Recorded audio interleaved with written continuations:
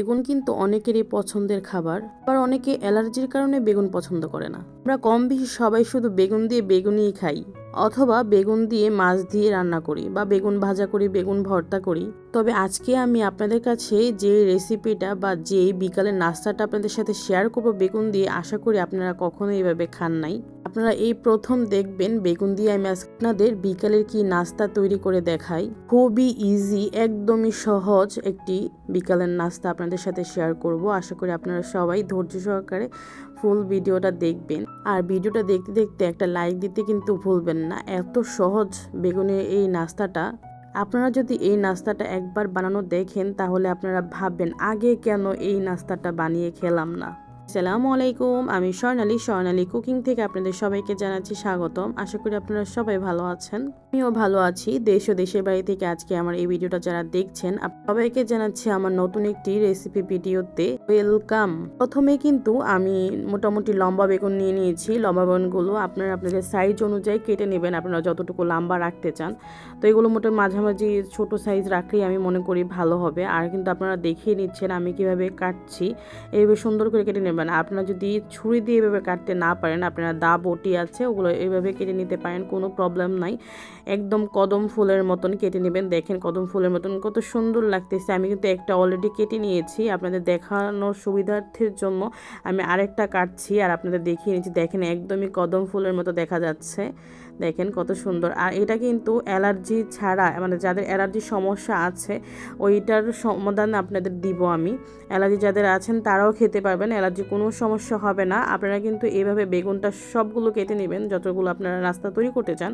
এইভাবে আমি কিন্তু সবগুলো কেটে নিয়েছি। কেটে কিন্তু মোটামুটি 10 থেকে 15 মিনিটের মতো লবণ দিয়ে ভিজিয়ে রাখবেন। আর লবণ দিয়ে ভিজিয়ে রাখলে বেগুনের যে ব্যাকটেরিয়াগুলো থাকে বা বেগুনের যে চুলকানির কারণগুলো হয়, অ্যালার্জি যে কারণগুলো হয়, একদমই থাকবে না। বেগুনটা মূলত লবণ দিয়ে আপনারা একদম 10 থেকে 15 মিনিট বা আধা ঘন্টা ভিজিয়ে রাখবেন, তাহলে কিন্তু এই যে কালো কালো একটা পদার্থ কষ জাতীয় এটা বের হয়ে যাবে আর একদমই চুলকাবে না। যখন আপনারা বেগুনি কদম বানাবেন তখন একদমই খেতে পারবেন, কোনো সমস্যা হবে না। আমি কিন্তু দেখেন এখানে সামান্য পরিমাণে লবণ দিয়ে আমি এগুলো মোটামুটি 10 থেকে 15 মিনিটের মতো ভিজিয়ে নিব। আর আপনারা কিন্তু দেখেইছেন আমি কিভাবে কেটে নিয়েছি। প্রথম থেকে আবারও দেখে নেবেন, তাহলে কিন্তু আপনাদের জন্য সুবিধা হবে। আমি কিন্তু একদমই, আপনারা চাইলে আরও ছোট ছোট করে কেটে নিতে পারেন, তাহলে আরও খেতে ভালো লাগবে। মোটামুটি এগুলো অনেকক্ষণ আমি ভিজিয়ে রাখবো, ভিজিয়ে রাখলে কিন্তু নরম হয়ে যাবে। আর অন্য পাশে আমি এখানে বেগুনের সাথে যে খামিরটা লাগবে ওইটা তৈরি করে নিচ্ছি। আমি প্রথমে 1 কাপ এখানে বেসন নিয়ে নিয়েছি, তারপরে হলুদ গুঁড়া, লবণ গুঁড়া, তারপর সামান্য একটু আদা রসুন গুঁড়া, তারপর জিরা গুঁড়া, ধনিয়ার গুঁড়ো সব কিছু দিয়ে একটু ম্যাগি মশলা দিয়ে আমি কিন্তু একদম মেখে নিচ্ছি। আপনারা একটু ভালো করে মেখে নেবেন, হাত দিয়ে মেখে নিলে আরও ভালো হবে। আমার এখানে কিন্তু একটু দলা দলা টাইপের ছিল, তবে এটা আমি স্প্যাচালার দিয়ে ঠিক করে নেব, কোনো সমস্যা হবে না। আপনারা চাইলে একটু বেসনটা একটু চেলে নেবেন বা একটু ছোট ছোট ছিদ্র জাতীয় দিয়ে ভালো করে মানে টেলে নিলে ভালো হবে আর কি, তাহলে দলা দলা পেতে থাকবে না। আমি কিন্তু প্রথমে চামচ দিয়ে অল্প অল্প পরিমাণে পানি দিয়ে এখানে কিন্তু লিকুইড করে নিয়েছি। একবারই প্রথমে বেশি পানি দিবেন না, তাতে কিন্তু বেশি পানি হয়ে যাবে বা বেশি পাতলা হয়ে যাবে, তাতে ভালো লাগবে না। মোটামুটি একটা ঠিক অবস্থায় নিয়ে আসবেন। দেখেন আমার কিন্তু আর 10-15 মিনিট পরে আমি ফিরে এসেছি, আর দেখেন বেগুনগুলো কিন্তু একদমই সফট নরম হয়ে গেছে। এখন আপনারা যেইভাবে এটা দিতে চাইবেন, মানে যেইভাবে এটার অবস্থান করতে চাইবেন ওইভাবে করতে পারবেন, একদম সুন্দর করে কদম ফুলের মতন দিতে চাইলে দিতে পারবেন। তো আমি এখানে হলুদ, মরিচ আর লবণ দিয়ে আমি ভালো করে মেখে নিচ্ছি। যেহেতু আমি বেগুনগুলোতে আরও আগে কিন্তু লবণ আমি মোটামুটি দিয়ে রেখেছিলাম, তাই লবণটা একটু আন্দাজ করে দিবেন। আমি কিন্তু এখানে ভালো করে সুন্দর করে মেখে নিয়েছি। তারপর এটা কিন্তু এই যে লিকুইডটা কিন্তু আমি বেসনের লিকুইডটা এটা কিন্তু আমি আধা ঘন্টার মতো রেস্টে রেখেছিলাম। তো আমি আধা ঘন্টা রেস্টে রেখে দিয়ে তারপরে এখানে কিন্তু আমি এগুলো সবগুলো বেশ অর্ধেকগুলো আমি এখানে দিয়ে দিব। এরকম করে একটু গাঢ় গাঢ় করে করার চেষ্টা করবেন, যেই বেসনের যে পুরটা। দেখেন কত সুন্দরভাবে আমি কিন্তু চুলা দিয়ে দিয়েছি। চুলায় কিন্তু প্রথমেই আমি একটি ফ্রাই প্যান বসিয়ে দিয়েছিলাম, পরিমাণ মতো এখানে তেল দিয়ে দিয়েছিলাম। তেলটা কিন্তু একদম হাই হিট করে নেবেন প্রথমে, তারপর চুলার আঁচটা মিডিয়াম করে নেবেন। তারপর কিন্তু আপনারা বেগুন কদমগুলো দিয়ে দিবেন। আপনারা কিন্তু চাইলে এখানে আরও ছড়িয়ে দিতে পারেন বেগুনগুলো, তাহলে কিন্তু দেখতে আরও সুন্দর লাগবে।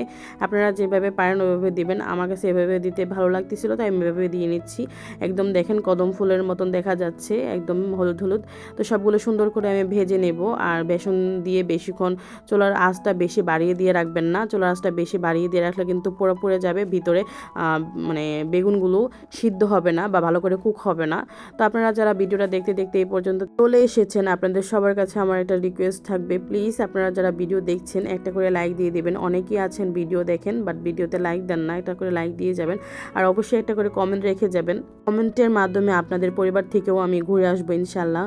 আপনারা যারা আমার ইউটিউব চ্যানেলে নতুন আছেন, আপনাদের সবার কাছে আমার একটা রিকোয়েস্ট, আপনারা অবশ্যই আমার ইউটিউব চ্যানেলটা সাবস্ক্রাইব করে নেবেন। সাবস্ক্রাইব করে অল বাটনটা ক্লিক করে রাখবেন। আমি যে কোনো সময় আপনাদের কাছে ভিডিও ছাড়লে সাথে সাথে আপনাদের আইডিতে চলে যাবে। আপনারা যখন ভালো লাগে তখন আপনারা দেখে নিতে পারবেন। আর অনেকেই ভিডিও দেখেন, লাইক দেন না, প্লিজ একটা করে লাইক দিয়ে দিবেন। আপনাদের একটি লাইকই আমাকে ভিডিও বানানোর জন্য আরও অনেক আগ্রহী করে তোলে। আর এরকম নিত্য নতুন সুন্দর সুন্দর নাস্তা পেতে হলে অবশ্যই আমার ইউটিউব চ্যানেলটা সাবস্ক্রাইব করে রাখবেন। এই তো দেখেন আমার গরম গরম বেগুনি কদম বা কদম বেগুন কত সুন্দর হয়ে গিয়েছে। আপনারা অবশ্যই এভাবে বাসায় ট্রাই করে দেখবেন। আর সত্যি বলতে কি মুখে দিলে একদম মিশে যাচ্ছে, এত মজা হয়েছিল যা বলার মতো না। বিকেলে চায়ের আড্ডায় বা বাহির থেকে কোনো মেহমান আসলে আপনারা কিন্তু এই নাস্তাটা ঝটপট তৈরি করে দিতে পারেন, বেশি সময় লাগে না। এবং বিকালে বাচ্চাদেরও কিন্তু দিতে পারেন, বয়স্ক যারা আছে তাদেরও কিন্তু এই নাস্তাটা দিতে পারেন, তারা কিন্তু অনেক মজা করে এই নাস্তাটা খাবে, অনেক মজাদার এই নাস্তা।